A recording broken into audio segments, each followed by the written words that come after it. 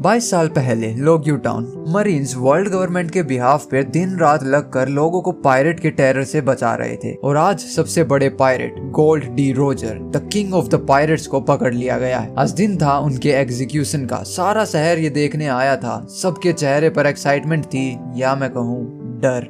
Vice admiral grab declare करते हैं कि रोजर का टाइम अब खत्म हुआ, लेकिन जैसे ही मौत का पल आता है रोजर एक बहुत बड़ी बात कह जाते हैं, मेरा खजाना जो चाहे ले जाओ, बस समंदर पे निकल जाओ। बस ये सुनते ही लोग पागल हो गए और शुरू होता है एक great pirate era, one piece. कहीं ना कहीं बहुत बड़े समंदर के अंदर ये खजाना जो हर पायरेट की अब मंजिल बन चुका था, और यहाँ से शुरुआत होती है एक सबसे लंबे बेहतरीन सफर वन पीस की। वहीं आज 22 साल के बाद में एक छोटा सा बोट, एक छोटा सा लड़का मंकी डी लूफी, सपना पायरेट्स का बेताब बादशाह बनना। लेकिन एक प्रॉब्लम थी, बोट एक्चुअली डूब रही थी। लूफी एक बैरल में घुस जाते हैं और बस समंदर में अपने आप को बहने के लिए छोड़ देते हैं और सीधा लैंड कर जाते हैं पिंक पायरेट शिप पे जो बिलोंग करता था लेडी अलविदा से। यहाँ लूफी को मिलता है कोबी, एक सीधा साधा आम सा लड़का जो सोचता है कि पायरेट सिर्फ चोर और गंदे होते हैं। लेकिन लूफी के चेहरे पर स्माइल कह रही होती है कि तुम गलत हो। तभी कहानी थोड़ी फ्लैशबैक में चली जाती है। आज से 10 साल पहले विंड मिल विलेज। लूफी एक अनाथ और जिद्दी लड़का है, सपना पायरेट बनना।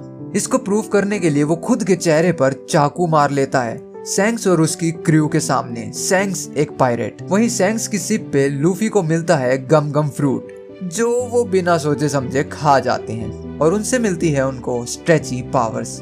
सैंक्स उन्हें समझाते हैं कि पायरेसी सिर्फ लड़ाई नहीं होती लूफी, लेकिन लूफी तो जिद्दी थे, बस उनका मजाक उड़ाने लगते हैं। लेकिन यहीं अब अलविदा के शिप के ऊपर लूफी कोबी को एनकरेज करते हैं कि तुम अपनी बात अलविदा के मुंह पर बोल दो, और हिम्मत में आकर कोबी बोल भी देते हैं। लेकिन जब अलविदा गुस्से में अपना स्पाइक्ड मेस निकालती है तो सब लोग डर जाते हैं, लेकिन लूफी वहाँ पर एकदम चिल थे।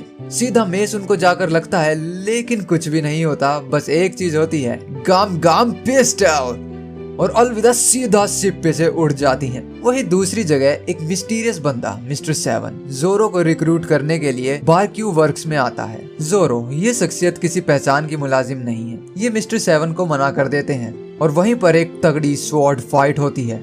लेकिन उस स्वॉर्ड फाइट के अंदर ही मिस्टर 7 को लिटरली 2 टुकड़ों में बांट दिया जाता है।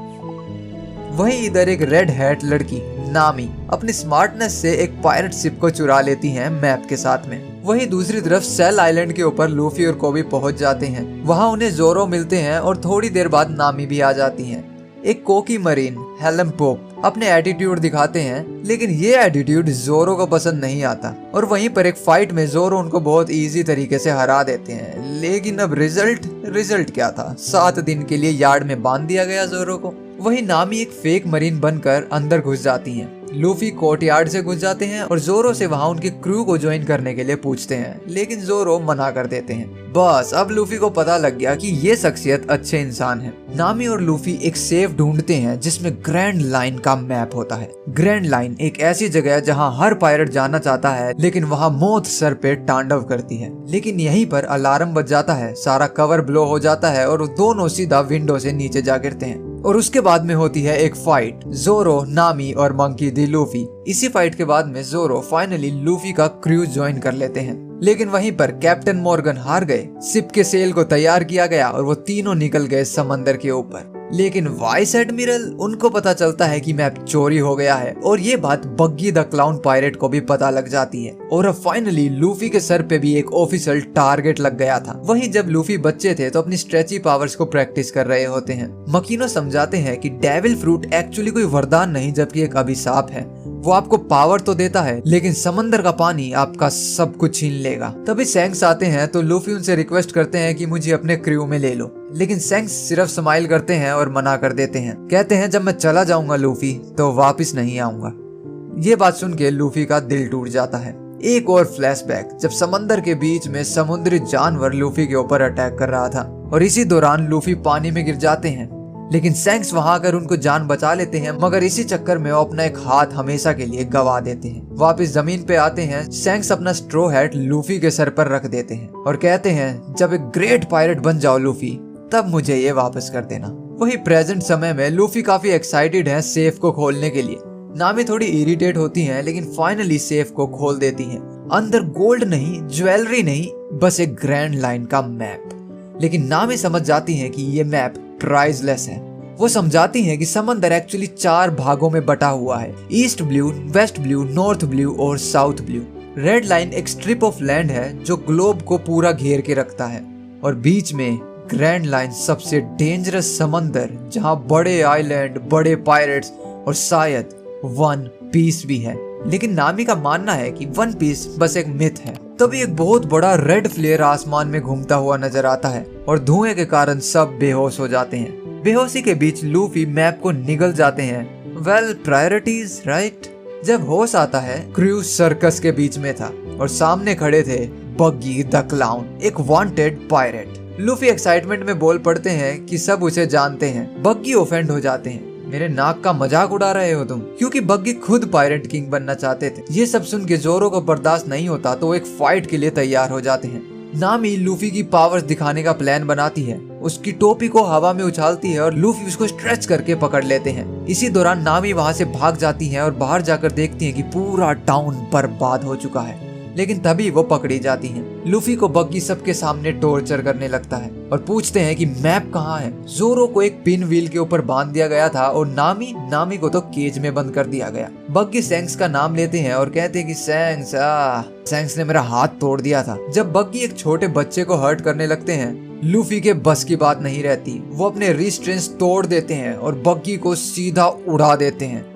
लेकिन यहीं पर एक ट्विस्ट आता है। बग्गी ने भी एक्चुअली वो डेविल फ्रूट खाया था, चॉप फ्रूट। वो अपने लिम्स को अलग करके वेपन की तरह यूज कर सकते हैं। बग्गी लूफी को एक टैंक में बंद कर देते हैं जो धीरे धीरे सी वाटर से भरा जाने लग रहा था। सी वाटर्स यानी कि कोई पावर नहीं। इधर कोबी मरीन की ट्रेनिंग शुरू करते हैं। वाइस एडमिरल ग्रैप खुद उनमें इंटरेस्ट लेते हैं, लेकिन उनको शक होने लगता है कि तुम लूफी के साथ थे ना।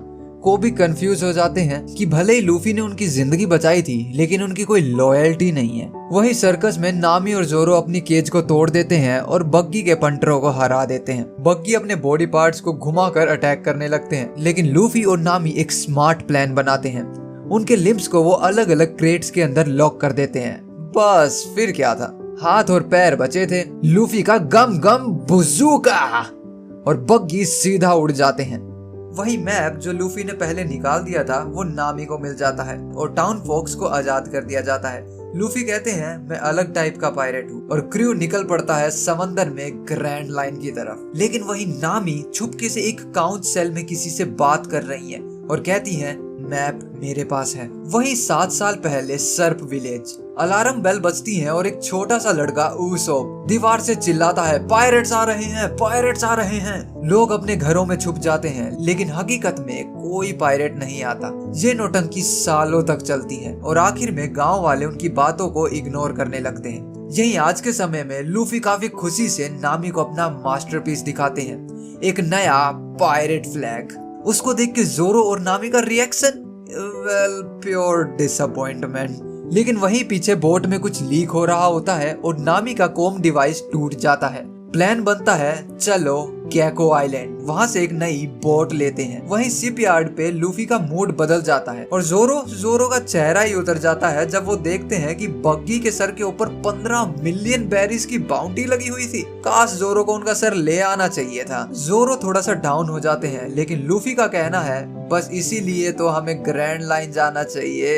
इधर बग्गी अपने बॉडी पार्ट्स को वापस जोड़ रहे होते हैं, लेकिन आरलोंग का एक आदमी आके सीधा उनको एक पंच में बदहील कर देता है। मैसेज बिल्कुल साफ था कि ईस्ट ब्लू का राजा आरलोंग है। वहीं आइलैंड पर क्रू डिसाइड करता है कि शिप लेनी है तो लेनी कैसे है। नामी सजेशन देती है कि चुपके से चुरा लेते हैं, लेकिन लूफी मना कर देते हैं। वो कहते हैं एक परफेक्ट शिप चाहिए, लेकिन सीधे तरीके से लेंगे। उनकी आंख एक खूबसूरत शिप पर अटक जाती है और वहीं एंट्री होती है ऊसोप की। वो बताते हैं कि ये ईस्ट ब्लू की फास्टेस्ट शिप है, लेकिन वो उनकी नहीं है, ये उनकी एक दोस्त की है जो ये पूरे शिपयार्ड की ओनर है, काया। तो सभी काया के घर पर निकल पड़ते हैं, लेकिन उनका वेलकम थोड़ा सा कोल्ड तरीके से होता है। काया फ्रेंडली है, लेकिन उनका बटलर लाइक हस्बैंड जो थोड़े से सैडी लगते हैं ऊसोप को बहुत टोंट करते हैं। लेकिन उन सभी को बर्थडे डिनर का इनविटेशन मिल जाता है, लेकिन उससे पहले अब सबको तैयार होना था। उसोप स्नीकी पनीकी तरीके से काया को एक जाइंट पर्ल गिफ्ट करते हैं और एक फिल्मी कहानी सुनाने लगते हैं अपने एडवेंचर की। काया हंसती है लेकिन फिर खांसना शुरू कर देती हैं क्योंकि वो एक्चुअली काफी बीमार हैं। वहीं डिनर पे नामी काफी चालाक तरीके से काया से फाइनेंस के बारे में पूछती हैं और हमें फ्लैशबैक से समझ आता है कि काया के पेरेंट्स मर चुके हैं और कलाडोर धीरे धीरे फैमिली का पैसा अपने नाम कराने की प्लानिंग कर रहे हैं। इसी बर्थडे डिनर के बीच में लूफी अपने पायरेट ड्रीम का जिक्र करते हैं और काया से उनकी सिप मांग लेते हैं, लेकिन काया हाँ या ना कुछ बोले उससे पहले उनको इतनी ज्यादा खांसी आने लगती है कि कलाडोर पायरेट्स को ब्लेम करने लगते हैं। लेकिन फिर भी काया उनको वहां रात को रुकने देती हैं। लेकिन वहीं रात के अंधेरे में कलाडोर बटलर मैरी को मार देते हैं और रिवील होता है कि उनके पास हिडन ब्लेड्स हैं क्योंकि वो एक्चुअली में कोई और है। वहीं दूसरी तरफ बग्गी अब आरलोंग के सामने बंधे हुए हैं। उनको कन्विंस करते हैं कि लूफी उसका टारगेट होना चाहिए और आरलोंग का इंटरेस्ट जगा देते हैं। वहीं मरीन साइड पर कोबी वाइस एडमिरल ग्रोप के साथ में अपनी बॉन्डिंग तैयार कर रहे हैं गो गेम खेलते हुए। कोबी एक बार जीत जाते हैं तो गार्प को समझ में आता है कि इस लड़के में एक्चुअली दम है और गैको आइलैंड जाते हुए वो कोबी को एक टेस्ट देते हैं, लूफी और उसके क्रू को पकड़ने का टेस्ट। वहीं काया के मेंशन में उसोप सोचते हैं कि लूफी की कहानी सही लगती है लेकिन वो काया के लिए वहीं रुकेगा। उसके बाद जोरो और उसोप वाइन लेने के लिए बेसमेंट में चले जाते हैं और मैरी की डेड बॉडी को वहां पाते हैं जिसमें 5 ब्लेड के मार्क बने हुए थे और तभी एंट्री होती है कलाडोर की। जोरो पहचान लेते हैं उन्हें कि एक सेकंड, ये तो कूरो है, ब्लैक कैट पायरेट का कैप्टन। जोरो के पीछे से अटैक होता है और वो बेहोश हो जाते हैं। उसोप विंडो से निकलते हैं और अलार्म बजा देते हैं लेकिन कोई उनकी नहीं सुनता। वहीं नामी जो इन सब से टोटली अनअवेयर है वो काया को एडवाइस देती है कि किसी को भी अपने ऊपर रूल मत करने देना, तुम उससे कहीं ज्यादा स्ट्रॉन्ग हो जितना सोचती हो। नामी अपना चुराया हुआ सामान वहीं पर रख देती हैं और चुपचाप निकल जाती हैं। जोरो और मैरी दोनों को ही एक बहुत गहरे कुएं में फेंक दिया जाता है। वहीं उसोप रोड पे गिरे हुए हैं, काफी फ्रस्ट्रेटेड है कि कोई मेरी बात क्यों नहीं मानता। और तभी कोबी मरीन के साथ वहां आ जाते हैं, कहते हैं मैं मानता हूँ और मैं हेल्प करना चाहता हूँ। वहीं दूसरी तरफ जोरो को होश आ जाता है, जिंदा है स्वॉर्ड्स के बीच में गिरने के बाद भी। अपना सामान संभालते हुए जोरो एक जुगाड़ू ग्रैपलिंग हुक तैयार कर लेते हैं ऊपर चढ़ने के लिए और कहानी पूरी फ्लैशबैक पे शिफ्ट हो जाती है। शिमोत्सुकी विलेज 7 साल पहले छोटे जोरो ट्रेनिंग कर रहे थे लेकिन यहाँ रियल स्वॉर्ड्समैन है कुइना। एक और ड्यूएल होता है लेकिन इस बार लकड़ी की तलवार के साथ नहीं, कटानास के साथ। क्वीनिया वार्निंग देती हैं कि ये फाइट मौत तक हो सकती है और रिजल्ट क्वीनिया फिर जीत जाती हैं। वो कह देती हैं मैं छोटी हूँ, वक्त के साथ कमजोर हो जाऊंगी, तुम मर्दों की तरह स्ट्रॉन्ग बनोगे जोरो। जोरो इसे गलत समझते हैं और एक प्रॉमिस करते हैं मैं तुम्हें हरा कर लायक बनूंगा और दुनिया का सबसे महान तलवारबाज बनूंगा। दोनों एक दूसरे से वादा करते हैं, वो वादा था टॉप पर पहुंचने का। लेकिन उसी के बाद में एक एक्सीडेंट में क्वीनिया मारी जाती है। अब जोरो का जिंदगी में मिशन फिक्स था, दुनिया का महान तलवारबाज बनना सिर्फ उसके लिए। यही जोरो धीरे धीरे ऊपर चढ़ने की बार बार कोशिश करते हैं। यही दूसरी तरफ कोबी, लूफी और कूरो के पीछे पड़े हैं। उसोप बिना सोचे समझे उन्हें काया के मेंशन पर ले जाते हैं। लूफी वहाँ पर एक जहरीला खाना खाने के कारण नॉकआउट पड़े हैं। पता चलता है कि लूफी ने वो स्पेशल सूप खत्म कर दिया जो कूरो ने काया को देना था। ऑफ कोर्स वो पॉइजनस था और वो चाहते थे कि काया मर जाए ताकि सारी संपत्ति और शिपयार्ड कैलाडोर का हो जाए। ये समझ के कि लूफी मर गया है वो उनको कुएं में फेंकने का ऑर्डर दे देते हैं। यही नामी जो किचन में छुपी हुई है वो ये सब सुन लेती हैं। तभी डोर बेल बजती है, मरीन्स अब आ चुके थे। वही कूरो का एक्टिंग मोड स्टार्ट हो जाता है। उसोप को पागल डिक्लेयर कर देते हैं और मरीन्स का ट्रस्ट जीत लेते हैं और प्रपोजल रखते हैं कि वो लूफी को उनके हवाले कर दें। क्योंकि कोबी के पास में कोई प्रूफ नहीं है तो वो चाहकर भी कुछ नहीं कर सकते। लेकिन तभी किचन में से एक जोर की आवाज आती है जो कि नामी का करा हुआ काम था, तो सभी अलर्ट हो जाते हैं। ऊपर बेडरूम में उसोप काया को वार्न करते हैं कि कूरो पायरेट है और वो बटलर को मार चुका है। काया गुस्से में उसो को थप्पड़ मार देती है, तुम्हारी कहानियों का मूड नहीं है। उसोप डिसाइड करते हैं कि वो यहीं रुकेंगे जब तक काया सेफ नहीं हो जाती। रात के 12 बजते ही कूरो अपना असली रंग दिखाते हैं, कहते हैं अब लड़की काम की नहीं, सिर्फ उसकी दौलत काम की है। बुच्ची पूरा मेंशन लॉक कर देते हैं। नामी काया को सब सच बताती हैं। वो पायरेट्स उनको धीरे धीरे पॉइजन कर रहे थे। हिडन पैसेज से भागने का प्लान बनाते हैं, लेकिन काया खांसने लगती है। कुरो को पता चल जाता है। दूसरी तरफ लूफी ने सूप वॉमिट कर दिया तो वो होश में आ गए थे। वो कोबी से कहते हैं काया इनोसेंट है और सही काम करो, लेकिन तभी जोरो एंट्री मारते हैं। एक तेज नॉकआउट मूव के बाद जोरो और लूफी मेंशन के अंदर घुस जाते हैं, अलग होके कुरो को रोकने के लिए। एंट्री में जोरो वर्सेस सैम एंड बूची होता है, ऊपर लूफी वर्सेस कुरो। कुरो अपनी स्पीड्स और ब्लेड से लूफी को स्लैश करते हैं। पोस्ट करते हैं कि उनके पास हजारों प्लान है, मगर एक प्लान मिसिंग था, लूफी का गम गम बैल सीधा फेस पे हिट। कुरो खिड़की तोड़ के बाहर जाते हैं और बेहोश हो जाते हैं। सभी पायरेट्स को हरा दिया जाता है। काया काफी ग्रेटिट्यूड में क्रू को उनका अपना बड़ा शिप दे देती है, गोइंग मैरी। उसोप अपने ब्रेवरी और शार्प शूटिंग के कारण क्रू को ज्वाइन कर लेते हैं और जाने से पहले काया और उसोप एक दूसरे को अलविदा बोल देते हैं। लेकिन कोबी अपने मिशन के फेलियर पर रिग्रेट करते हैं, लेकिन गार्प रिवील करते हैं कि ये सब पायरेट्स को फ्लश आउट करने का एक प्लान था और मिशन पूरा हुआ। क्रू समंदर में निकल जाता है और तुरंत ही शिप उनका पीछा करने लगती है। लूफी टेलीस्कोप से देखते हैं, ये तो मेरे ग्रैंडपा हैं। Wait what? वही मरीन्स चेज मोड में है लूफी और क्रू के पीछे।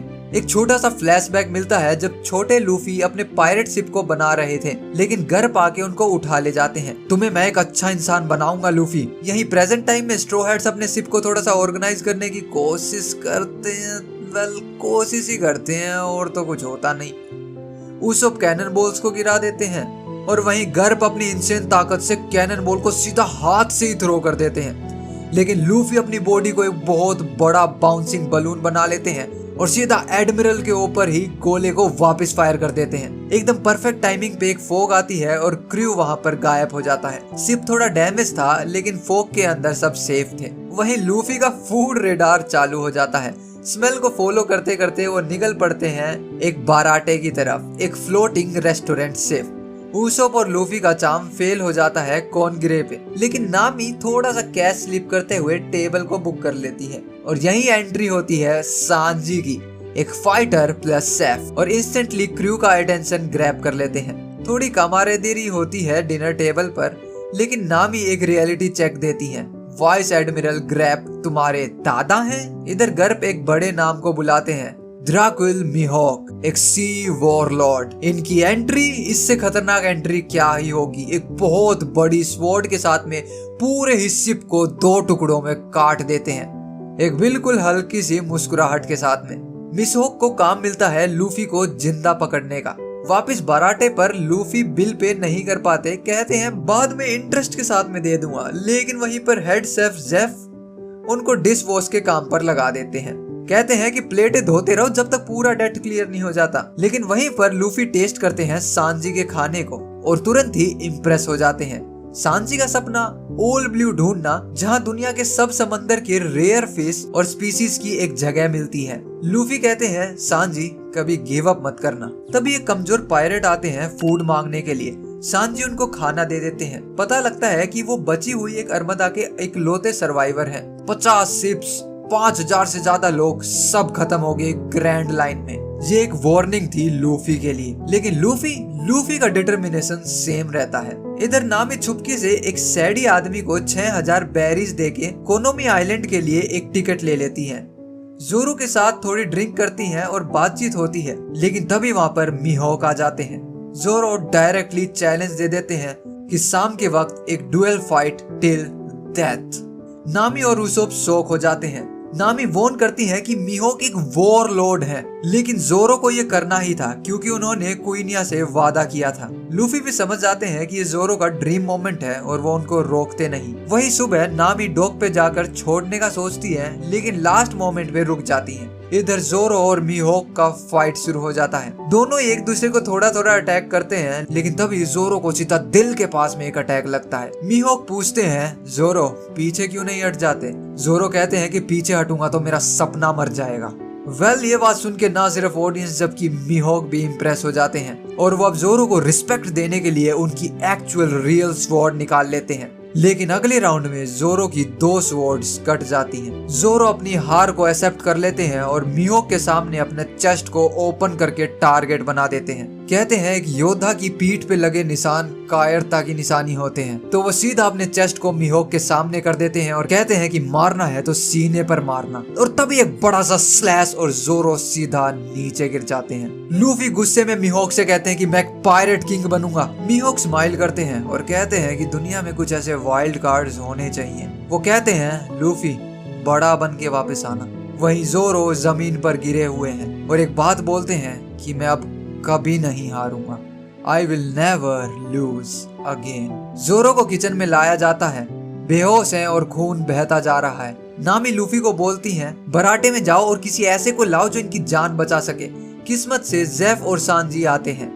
डॉक्टर तो नहीं है, लेकिन सेफ अपने स्किल से फिश स्किन से जोरो के जख्मों को कवर कर देते हैं, एक पुराना तरीका जो कि हीलिंग को फास्ट करता है।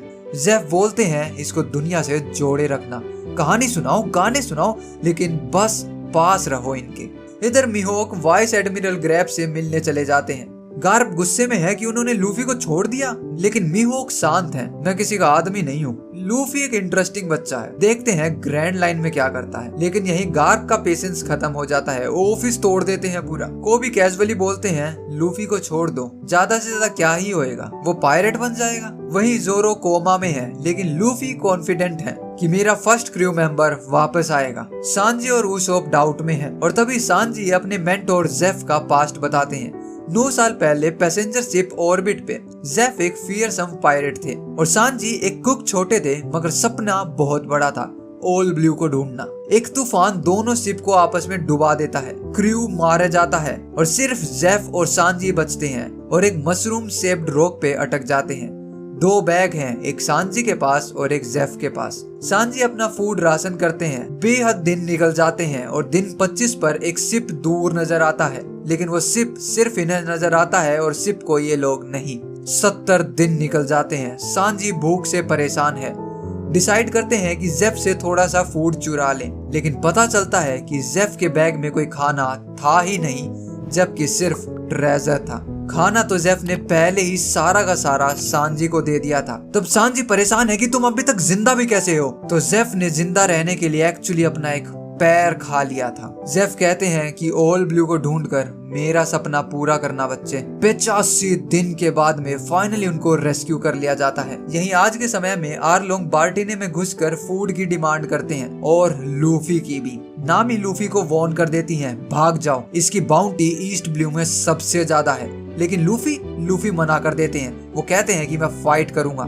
आरलोंग अपना ट्रम्प कार्ड दिखाते हैं, बग्गी का सर्व्ड हेड। बग्गी का कान लूफी की स्ट्रो हेड में अटका हुआ था और उसने सब कुछ सुन लिया था। क्रू क्लूलेस था। लूफी के पास ग्रैंड लाइन का मैप है। फाइट शुरू हो जाती है। जेफ पहले फायर करते हैं, लेकिन तभी सांजी वहां आ जाते हैं और लूफी डॉक पे आरलोंग से टकराते हैं। और यहाँ पर आता है एक बहुत बड़ा ट्विस्ट। नामी मैप लेके सीधा आरलोंग के पास चली जाती है। पता लगता है कि वो शुरुआत से ही उनके साथ काम कर रही है। आरलोंग लूफी को मारने लगते हैं, लेकिन नामी बोलती हैं समंदर को अपना काम करने दो। लूफी को समंदर में फेंक दिया जाता है।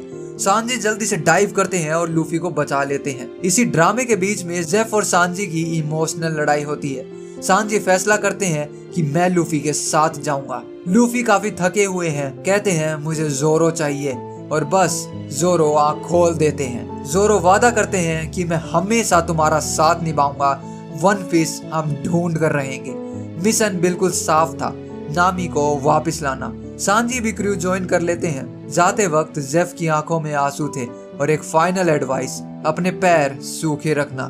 सांजी का जवाब, आपको कभी नहीं भूलूंगा। हाई सी पे वापस एक क्रू मिलता है। आरलोंग का लोकेशन का राज, कोई मैप नहीं, कोई कंपास नहीं, बस बग्गी का सर्व्ड हेड जो लूफी प्राउडली दिखाते हैं। उसी हेड की मदद से क्रू मिशन पर निकल पड़ता है, नामी को ढूंढना और आरलोंग का सामना करना। वहीं डेक पे बग्गी का सर अभी भी बक बक बक बक बक बक कर रहा है, तो जोरो उनको बकेट में डाल के उनको चुप कर देते हैं। अब मंजिल थी कोनोमी आइलैंड। यही वो जगह है जहां नामी पहले जाने की कोशिश कर रही थी और यहीं शुरू होती है एक बहुत ही पेनफुल बैक स्टोरी। नामी का बचपन कोको विलेज में गुजरा। उनकी गार्डियन एक एक्स मरीन थी जो दोनों बहनों की माँ जैसी थी। वो खफा हो जाती हैं जब पता लगता है कि नामी एक किताब चुरा लेती है। नामी गुस्से में बोलती है, मुझे गरीब रहना पसंद नहीं, नोजिमो के पुराने कपड़े पहनते पहनते थक गई हूँ मैं, और तुम मेरी असली माँ नहीं बन सकती हो। गार्डियन जवाब देती है, जब उन्होंने नामी और नोजिको को एक बड़े फाइट के बाद में देखा, उनने डिसाइड कर लिया कि ये दोनों उनकी फैमिली है। इसके लिए उन्हें मरीन की नौकरी छोड़ दी। लेकिन फैमिली की शांति ज्यादा दिन नहीं चलती। आर्लोग और उनके फिशमैन अटैक कर देते हैं। पूरे विलेजर्स को एक लाइन में लगने का ऑर्डर देते हैं और घर तोड़ देते हैं, धमकी देते हैं। आर्लोंग के रूल के हिसाब से हर एडल्ट को ट्रिब्यूट करने होंगे 100,000 बेरीज। और जब पता लगता है कि माँ दो बेटियों को छुपा रही है तो वो मरने ही वाली होती हैं। तभी नामी बीच में खुद को अपने आप से दे देती हैं इनके हवाले। बस एक ही मकसद, अपनी माँ और बहन को बचाना। यही प्रेजेंट टाइम में नामी फिशमैन के साथ में कार्ड्स खेल रही हैं और ऑब्वियसली चीटिंग करके जीत जाती हैं। आर्लोंग गुस्सा नहीं होते क्योंकि नामी उनके लिए प्राइसलेस है, क्योंकि उन्होंने उन्हें पूरा मरीन बेस और पायरेट स्ट्रॉन्ग होल्ड का मैप बना कर दिया था। अब उनका काम एक विलेज से लेट ट्रिब्यूट पेमेंट कलेक्ट करना, और वो विलेज, जी हाँ, कोको विलेज। इधर बराटे में गार्ब मरीन के साथ में आते हैं। जेफ कहते हैं, मैं रिटायर हो चुका हूँ, सिर्फ ये रेस्टोरेंट ही मेरी कमांड में है। गार्प लूफी का लोकेशन पूछते हैं, लेकिन जेफ क्लूलेस बन जाते हैं और उनको एक स्टीक ऑफर करते हैं। कोको विलेज में लूफी और टीम पहुंच जाते हैं। वहां दूर से देखते हैं कि नामी विलेजर से ट्रिब्यूट कलेक्ट कर रही हैं। विलेजर्स दुखी हैं, मगर नामी फिर भी ले जाती है। लूफी पास आते हैं, बात करने की कोशिश करते हैं, लेकिन नामी ठंडे चेहरे के साथ में बोलती है, मैं तुम्हारी क्रू का हिस्सा कभी थी ही नहीं, तुमसे दोबारा नहीं मिलना चाहती। उनकी आंखों में दर्द साफ नजर आ रहा था। लूफी, जोरो, सांजी ऑफिसर गेंजो से मिलते हैं। वो उन्हें नोजिको के घर भेजते हैं। नोजिको पहले गन पॉइंट कर देती है, लेकिन सांजी अपने चार्म से उनको कन्विंस कर लेते हैं। कहते हैं, तुम्हारे लिए बेहतरीन खाना बनाऊंगा। नामी आर्लोंग के पास में वापस जाती है डील के टर्म्स को नेगोशिएट करने। कोको विलेज डाउन है पेमेंट्स में, लेकिन बाहर एक रुक्स होता है। कैप्टन नाजुमी और मरीन्स आते हैं। यहाँ रिवील होता है कि आर्लोंग भी किसी के अंडर काम करते हैं, नेजुमी के। दोनों के बीच पाइसन का एक्सचेंज होता है, लेकिन आर्लोंग क्लियरली अपना बड़ा गेम खेलेंगे। नामी उन्हें बताती है कि उन्होंने 100 मिलियन बेरीज को कलेक्ट कर लिया है, जैसा उनका डील हुआ था। आर्लोंग एग्री करते हैं कि उनकी सनराइज पे डील क्लोज हो जाएगी, लेकिन जैसे ही नामी चली जाती है, आर्लोंग नजुमी के साथ बैक रूम्स डील करते हैं। नामी का पैसा लूटने का प्लान। लूफी और टीम नोजिको से नामी की असली बैक स्टोरी सुनते हैं। पता लगता है कि नामी आर्लोंग की क्रू में अपनी मर्जी से तो गई थी, बस एक शर्त के साथ में, कोको विलेज की आजादी 100 मिलियन बेरीज के बदले। यहीं पर ग्रेवयार्ड पे नामी ने अपना छुपाया हुआ पैसा निकाल रही होती है। नोजी को वहां आ पहुंचती है। नामी कन्फेस करती है कि उसने ये सब उसकी जान बचाने के लिए किया, लेकिन तभी नोजुमी वहां आ जाते हैं आर्लोंग का प्लान एग्जीक्यूट करने के लिए, और सारा पैसा लेकर चले जाते हैं। सारी मेहनत बर्बाद हो चुकी थी। आर्लोंग कोको विलेज को जलाने का ऑर्डर दे देते हैं। नामी चारों तरफ आग की लपटें देखती हैं और टूट जाती हैं। अपने टैटू पे नाइफ चलाने लगती हैं, लेकिन लूफी उनका हाथ रोक लेते हैं। उनके सर पे अपनी स्ट्रॉ हैट रख देते हैं और कहते हैं, मैं हूं ना, अब आर्लोंग को मैं संभालूंगा। और बस अब स्टेज सेट है, लूफी वर्सेस आर्लोंग। बड़ी फाइट शुरू होने वाली है। एक दर्दनाक फ्लैशबैक। छोटी नामी को आर्लोंग जबरदस्ती पकड़ के उनके हाथ पे टैटू बनवा रहे होते हैं। कहते हैं, अब तू मेरी प्रॉपर्टी है और ईस्ट ब्लू का मैप बनाती रहेगी। और वो डील करते हैं, 100 मिलियन बेरीज के बदले मैं तुझे आजाद कर दूंगा। लेकिन प्रेजेंट टाइम में ही समझ में आता है कि ये प्रॉमिस हमेशा से झूठ था। कोको विलेज तबाह हो चुका है। विलेजर्स नामी के साथ खड़े हो जाते हैं। ऑफिसर जेंजो, नोजोकी और बाकी सब ये फैसला करते हैं कि अब बस आर्लोंग को हराना ही पड़ेगा। इधर नोजुमी वाइस एडमिरल गार्प के सामने आ जाते हैं। गार्प पूछते हैं, कोको विलेज में क्या हो रहा है? लेकिन नोजुमी सच घुमा देते हैं। कहते हैं, ये सब लूफी की वजह से हो रहा है, मैं उसे अपनी तलवार का मजा चखाता हूँ। गार्प उनको रोक लेते हैं और खुद वहाँ जाने का फैसला करते हैं। वहीं फिशमैन विलेज के ऊपर एम्बुश कर देते हैं। उसोप एक गून को जंगल में खींच के ले जाते हैं, फिर अपने स्पेशल स्लिंग शॉट से उनको मार गिराते हैं और कहते हैं कि यार यहाँ तो कोई है ही नहीं देखने के लिए मैंने क्या किया। लूफी और नामी एक पुराने सेल में है। आर्लोंग अपना इविल प्लान बनाते हैं। नामी ने मेरे लिए पूरे ईस्ट ब्लू को कॉन्करर करने का रूट मैप किया है और मैं ह्यूमंस को मिटा दूंगा। लूफी गुस्से में आर्लोंग के वेपन को तोड़ देते हैं। नामी एक इंसान है, उसके साथ वैसा ही ट्रीट करो। उनकी फाइट का राउंड 2 स्टार्ट हो जाता है। बग्गी अपने लिम्स के साथ में वापस जुड़ जाते हैं और भाग जाते हैं। सांजी और जोरो बाकी फिशमैन के साथ में फाइट कर रहे हैं और डेफिनेटली क्लीन विक्ट्री को निकाल लेते हैं। ऊसो वापस आ जाते हैं, नामी भी ज्वाइन करती हैं। लेकिन वहीं अंदर लूफी आर्लोंग को बातों में उलझाए हुए हैं और धीरे धीरे उनके बेस को तोड़ रहे हैं। बिल्डिंग का फाउंडेशन टूट जाता है। दोनों अपने स्पेशल मूव यूज करते हैं और फाइनली बिल्डिंग कोलैप्स होने लगती है। लूफी बिल्कुल ठीक है और आर्लोंग एक रबल के नीचे दबे हुए हैं। वो बैटल जीत जाते हैं। विक्ट्री पार्टी होती है, खाना पीना, उस सब की थोड़ी लंबी स्टोरीज। लेकिन मूड खराब हो जाता है जब कार्प, कोबी और मरीन्स आ जाते हैं और लूफी को अरेस्ट कर लेते हैं। कोबी और हेल्मेपो अगेंस्ट होते हैं लेकिन उनकी कोई नहीं सुनता। लूफी रिफ्यूज करते हैं सरेंडर करने से और अपने ही ग्रैंडपा के साथ में फाइट शुरू कर देते हैं। लेकिन गार्प इजीली तरीके से उनको हरा देते हैं। लेकिन लूफी का स्पिरिट कभी ब्रेक नहीं होता। वो हंस रहे होते हैं और गार्प को गोल्ड रोजर की याद आ जाती है और गार्प अपना अटैक रोक देते हैं। कहते हैं मुझे पता है तू कौन है लड़के। पता चलता है कि ये सब एक टेस्ट था, यानी कि उनके दादाजी एक्चुअली उनको पकड़ना नहीं चाहते थे मगर एक एक्चुअल ताकतवर पायरेट बनाना चाहते हैं क्योंकि ग्रैंड लाइन पे कमजोरों के लिए जगह नहीं थी। क्रू वापस शांत हो जाता है। नामी अपनी माँ को एक ट्रिब्यूट देती है। कोबी आते हैं और लूफी को एक वांटेड पोस्टर दिखाते हैं। ईस्ट ब्लू की हाईएस्ट बॉन्टी एग्जैक्टली लूफी के ऊपर थी, जैसा लूफी चाहते थे। दोनों गुड बाय बोलते हैं एक साइलेंट प्रॉमिस के साथ में कि एक दिन वापस मिलेंगे। लेकिन बाउंटी का मतलब था कि हर एक हंटर अब लूफी के पीछे पड़ने वाला था। सभी कैरेक्टर्स इस पोस्टर को देखते हैं, बग्गी और अलविदा के साथ में, शायद अब एक अलायंस बनाने के मूड में। हेल्पोम्प और कोबी वापस मरीन के लिए ही जाते हैं और अब उनकी हार्डकोर ट्रेनिंग स्टार्ट हो जाती है। इधर मीहोक सैंग के पास में जाते हैं। वो दोनों फाइट नहीं करते लेकिन ड्रिंक शेयर करते हैं। सभी खुश थे कि फाइनली लूफी ने वो कर दिखाया जो वो बचपन से करना चाहते थे। स्ट्रॉ हैट शिप पे लूफी ऑरेंज ट्रीज लगाते हैं नामी की माँ की मेमोरी में और एक नया पायरेट फ्लैग को भी तैयार कर लेते हैं। लेकिन वहीं बिल्कुल एंड में एक मिस्टीरियस बंदा सिगार पकड़ के लूफी के वांटेड पोस्टर को जला देता है। ये फाइट अब खत्म नहीं हुई थी। वन पीस के सफर को दोबारा कंटिन्यू किया जाएगा 2026 में इसके सीजन 2 के आने के साथ। तब तक के लिए इस चैनल को आप सब्सक्राइब कर सकते हो क्योंकि इतनी बड़ी वीडियो देखिए तो आपको मजा तो आया ही है और लाइक तो आपने स्टार्टिंग में कर ही दिया होगा, तो फटाफट से सब्सक्राइब कर दो और वीडियो को हाइप कर देना क्योंकि आप देख रहे थे टर्मिनाटो को। Piece out.